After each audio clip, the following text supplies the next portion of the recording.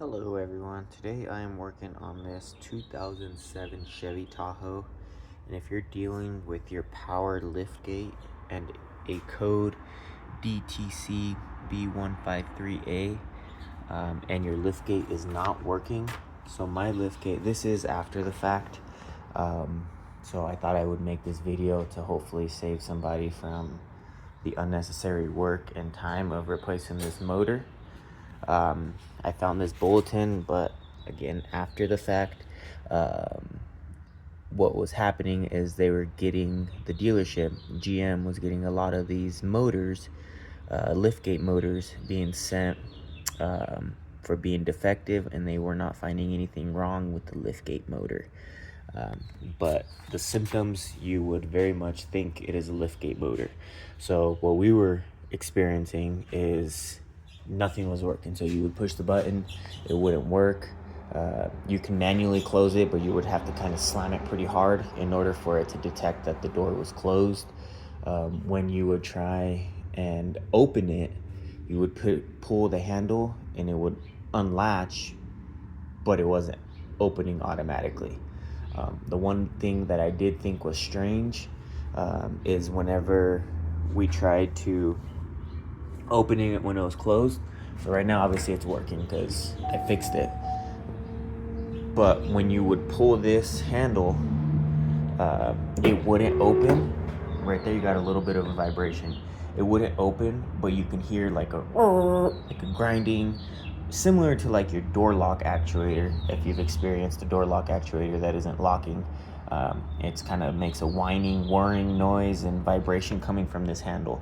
So you can, whenever you would try and open it, it would try to open and you would see the lift motor try and engage, but it just, to me, I initially thought the motor didn't have enough power to open it. And the same thing when you would try and close it, you would see this kind of try and close, move maybe a millimeter or so, but then it would just like jam up and be closed.